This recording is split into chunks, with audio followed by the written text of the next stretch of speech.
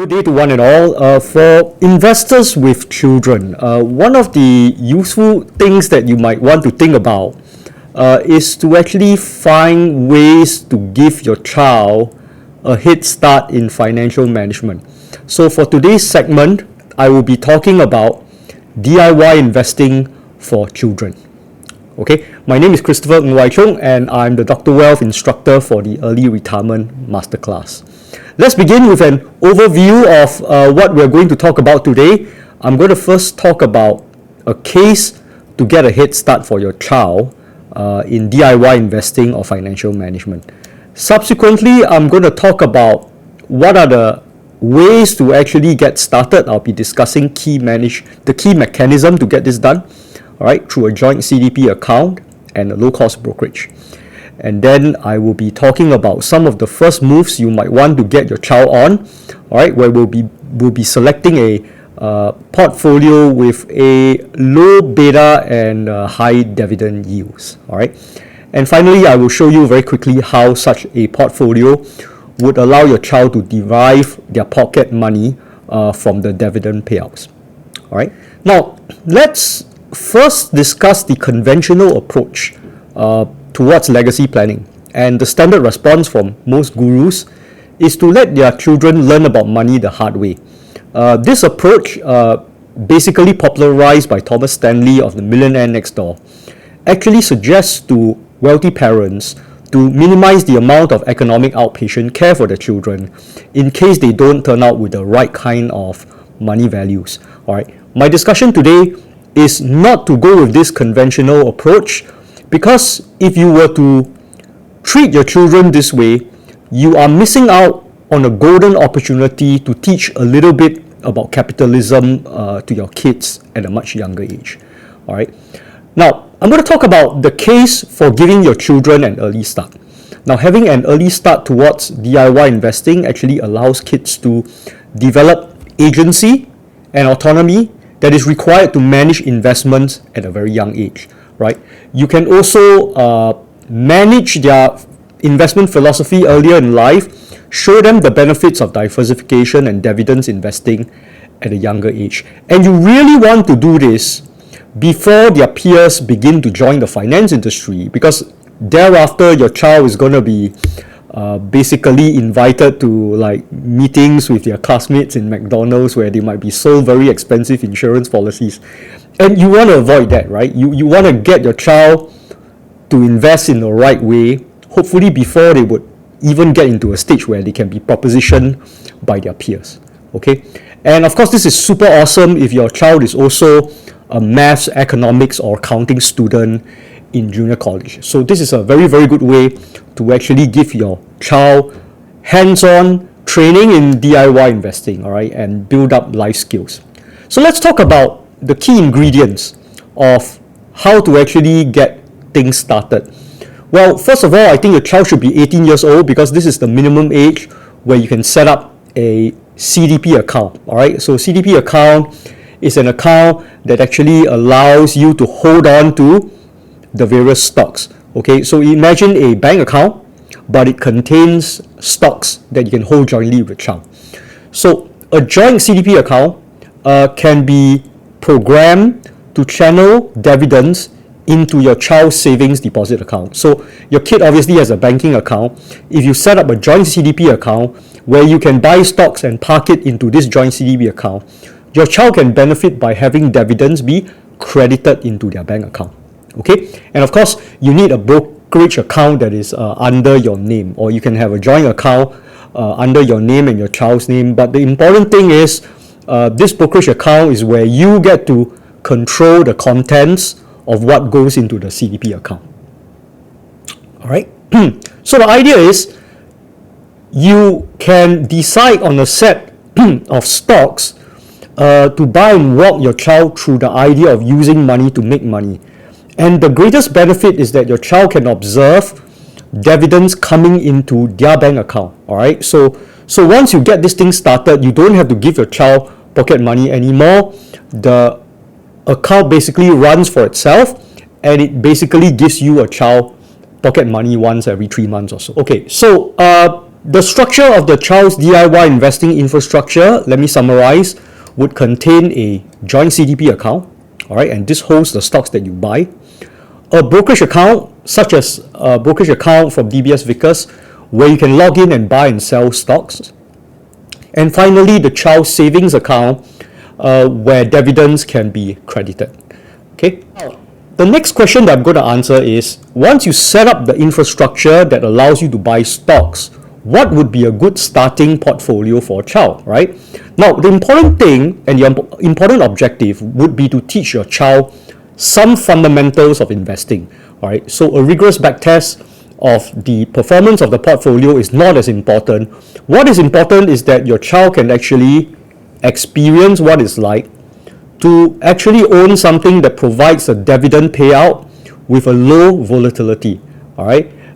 So this is a very good rookie portfolio, and it allows your child to slowly manage and watch the portfolio grow rather than to be busy performing trades on the portfolio all the time, right? Which is what a lot of adult portfolios are designed to do, all right?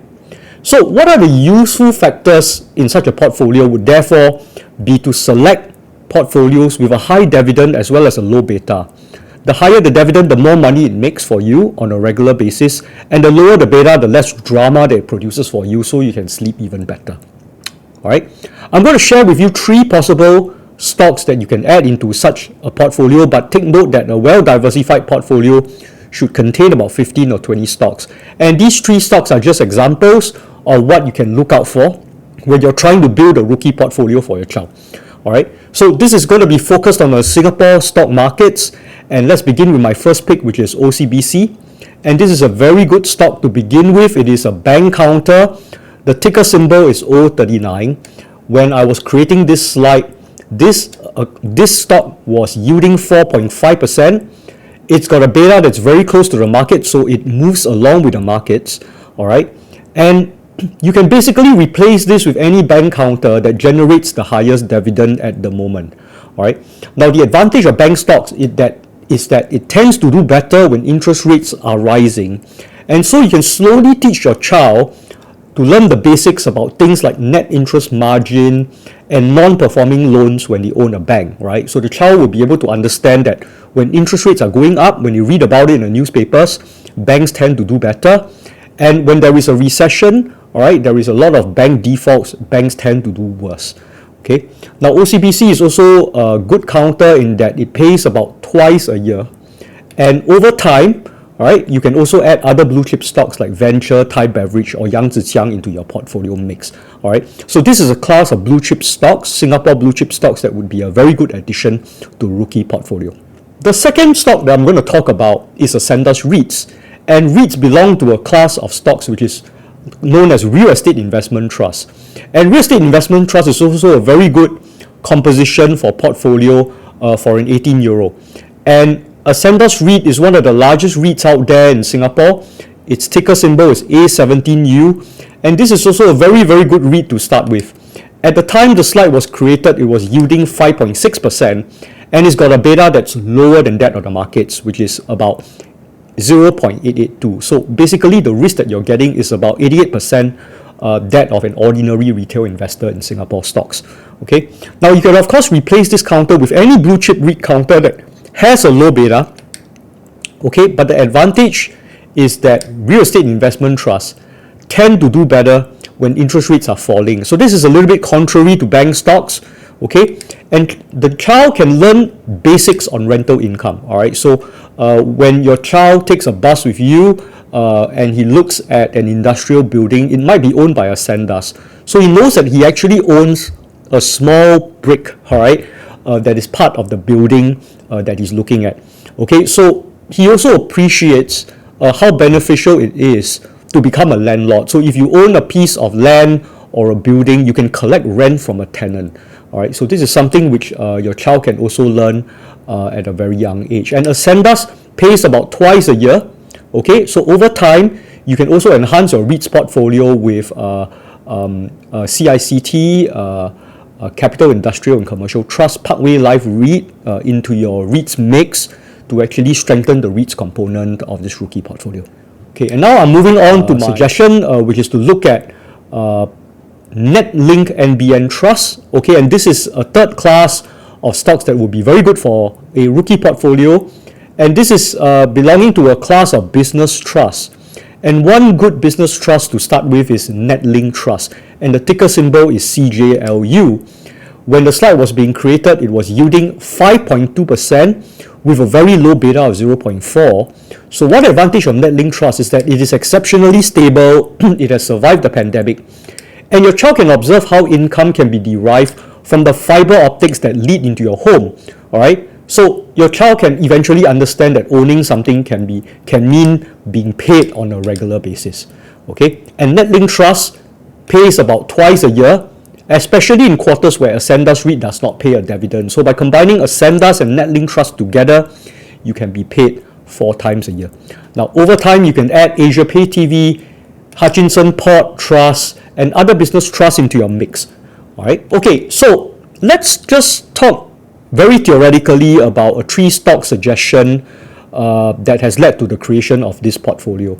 All right. So if you were to combine these 3 counters in equal shares, when the slide was created, an equal weighted portfolio, okay, was yielding 5.1%, and the beta is 0.77. Now, what does it mean? It means that for every $1,000 of capital that you put into the portfolio, your child gets $51 of pocket money every year.